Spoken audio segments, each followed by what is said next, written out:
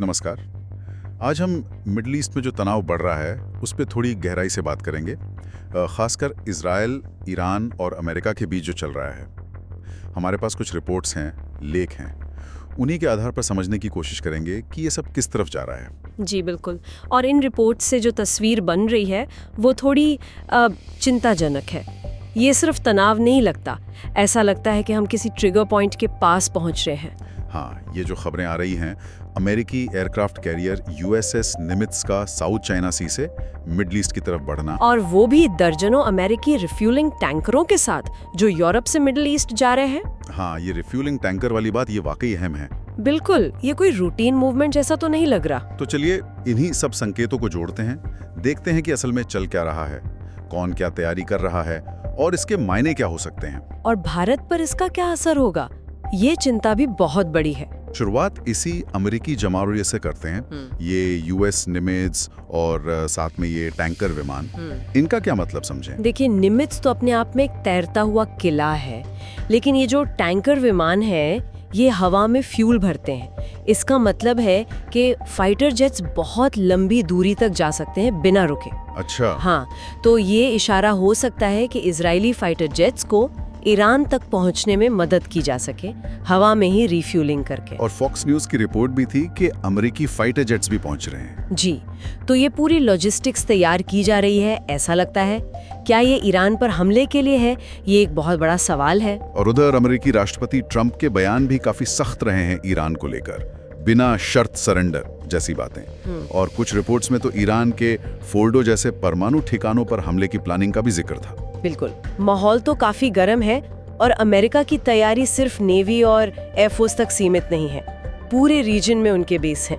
Qatar में अल उदेद air base है जहां हजारों सैनिक और विमान हैं। हाँ। बहरीन में नेवी का 5वां बेड़ा है, पूरा कमांड सेंटर। यूएई में अल धफरा बेस पर F-22 स्टील्थ फाइटर्स हैं जो रडार की पकड़ में आसानी से नहीं आते। कुवैत, सऊदी अरब, जॉर्डन, सब जगह अमेरिकी ठिकाने। जी, सऊदी अरब में पैट्रियट मिसाइल डिफेंस सिस्टम तैनात है।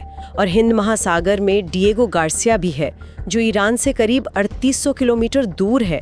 वहां से भी हाल में बॉम्बर और फाइटर तैनात करने की खबरें थी। ये तो मतलब एक तरह से पूरी घेराबंदी है। हाँ बिल्कुल। लेकिन फिर वही सवाल, क्या ये वाकई हमले की तैयारी है या ईरान को सिर्फ डराने की कोशिश कि वो इजराइल पर और हमले ना करें? ये कहना मुश्किल है, शायद दोनों।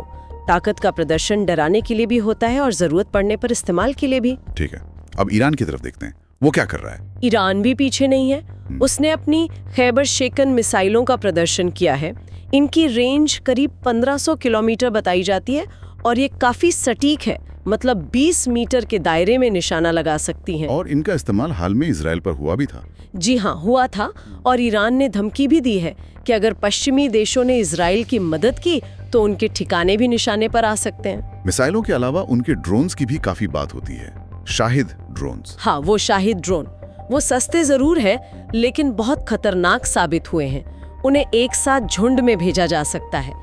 हमने रूस यूक्रेन युद्ध में देखा है कि ये कितने असरदार हो सकते हैं, महंगे एयर डिफेंस सिस्टम को भी छका सकते हैं। तो ईरान अपनी एसिमेट्रिक ताकत दिखा रहा है, मतलब सीधी टक्कर के बजाय अलग तरीकों से लड़ने की क्षमता।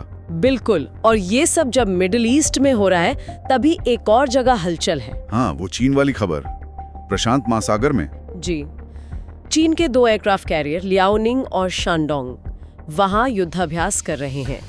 जापान ने रिपोर्ट किया कि एक हफ्ते में करीब 520 बार फाइटर जेट और हेलीकॉप्टर ने इन कैरियर से उड़ान भरी। 520 बार एक हफ्ते में? हाँ, तो सवाल ये उठता है कि दुनिया के 2 अलग-अलग कोनों में ये जो बड़ी सैन्य ताकतें एक साथ अपनी शक्ति दिखा रही हैं, क्या ये महज इत्तेफाक है या इनके बीच कोई कनेक्शन है?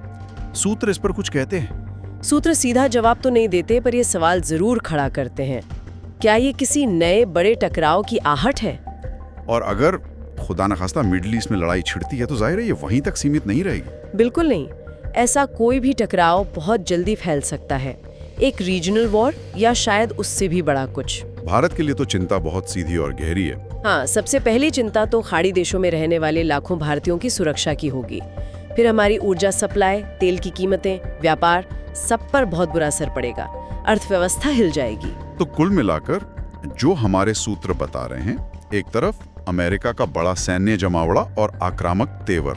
दूसरी तरफ ईरान का अपनी मिसाइल और ड्रोन ताकत से जवाब देना और धमकियां देना। और इसी बीच चीन की प्रशांत महासागर में बढ़ती ताकत का प्रदर्शन। जी, ये सब मिलकर एक बहुत ही नाजुक और विस्फोटक स्थिति बना रहे हैं। सही कहा। और ये हमें सोचने पर मजबूर करता है कि जब दुनिया की बड़ी ताकतें इस तरह एक साथ अलग अलग जगहों पर अपनी सैन्य शक्ति दिखा रही हों, हाँ। तो क्या ये वाकई टकराव टालने की कोशिश है या अनजाने में हम उसके और करीब जा रहे हैं? बिल्कुल। और इस शक्ति प्रदर्शन के शोर में डिप्लोमेसी यानी कूटनीति और बातचीत, उसके लिए कितनी जगह बचती है, ये एक बहुत बड़ा सवाल है।